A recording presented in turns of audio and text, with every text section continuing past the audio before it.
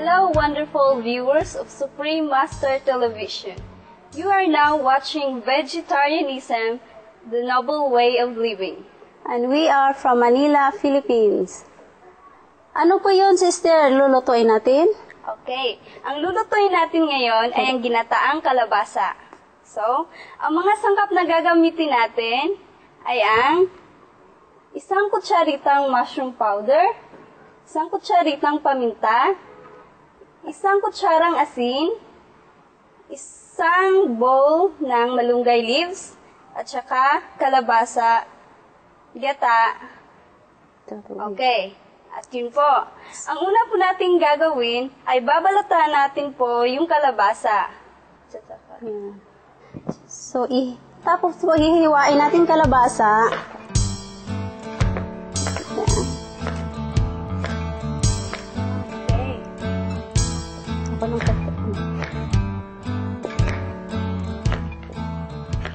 So, pagkatapos po ay papakuluan natin yung kalabasa. Medyo may katagalan nga lang po bago lalambot po yung kalabasa natin. Mag-aantay po tayo na mahigit 20 segundo upang lalambot ito. Okay. So, aantayin po natin siya hanggang lumambot. Okay, so titingnan na po natin about 20 minutes na kung malalambot na ba. Still, pakiabot ng spoon. Okay, yan lang. Oo, malambot na. So, ang gagawin natin ay alisin po natin ito. Papatayin muna natin. Yan, aalisin natin ito at dudurugin ng pinong-pino. Okay. Yan, malambot na malambot nga. Ayan. Ang init.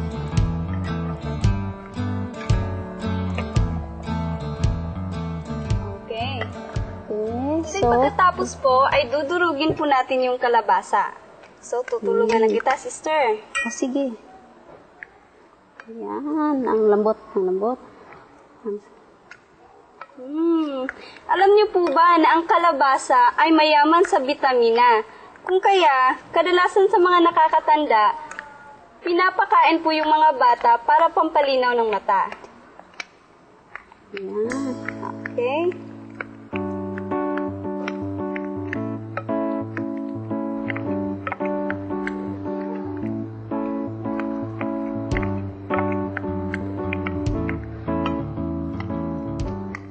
Okay, tapos na yan. Malambot na.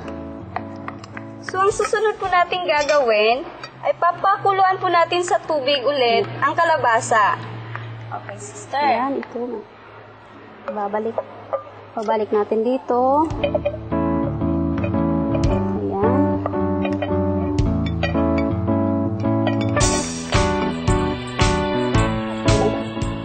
Bubuksan natin uli ang ilaw para siya kukulo. Ayun, at hihintayin muna natin silang sadali hanggang kumukulo. Ayan.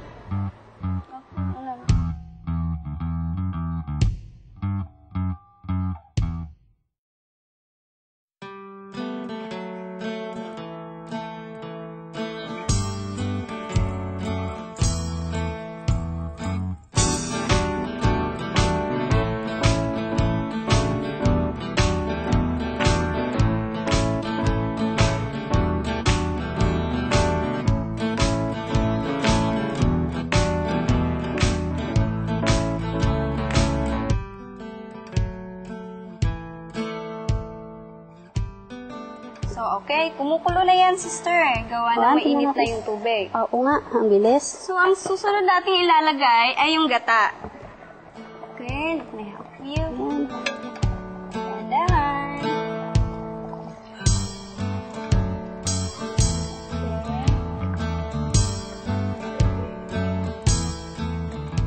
Ang sarap ng ang bango ng gata. Ayun.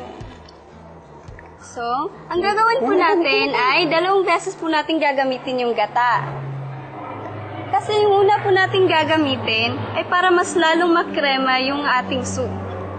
So, ang susunod ay ilalagay natin yung malunggay. Yan. Okay.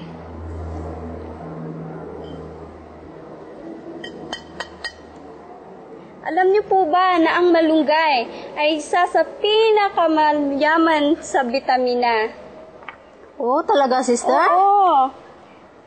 Take note. Ang isang cup ng malunggay ay katumbas ng 10 tasa ng broccoli. So, 10? 10, sister? Totoo ba yun? okay. Yan, tatakpan natin siya ulit para kukulo. Okay. So, aantayin natin siya hanggang kumulo ng mahigit 5 segundo.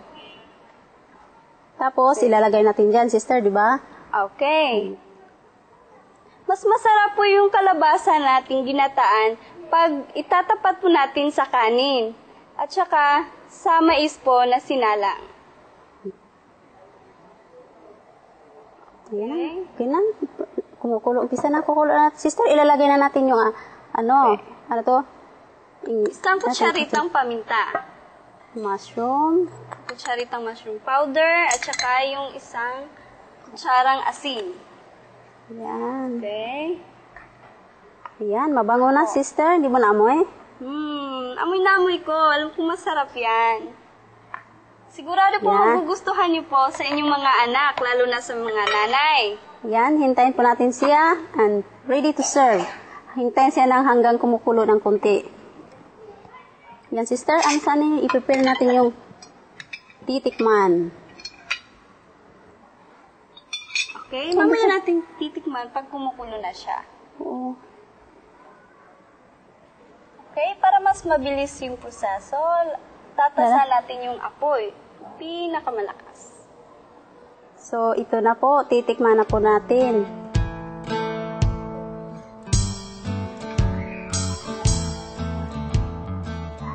Ayan. Oh. Ayan. O, ano, sister? Titikman mo na. So, ito na po ang ating ginataang kalabasa. Makrima, masarap, at sa mas mababang halaga. Hindi natin kailangang gumastos ng mahal para lang makakain ng mas masarap na soup. So, titikman ko na po.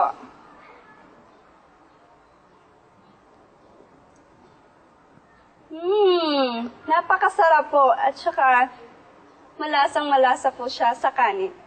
Kaya, try niyo po sa bahay. Lalo na sa mga nanay. Okay, magbabalik po kami. Paalam!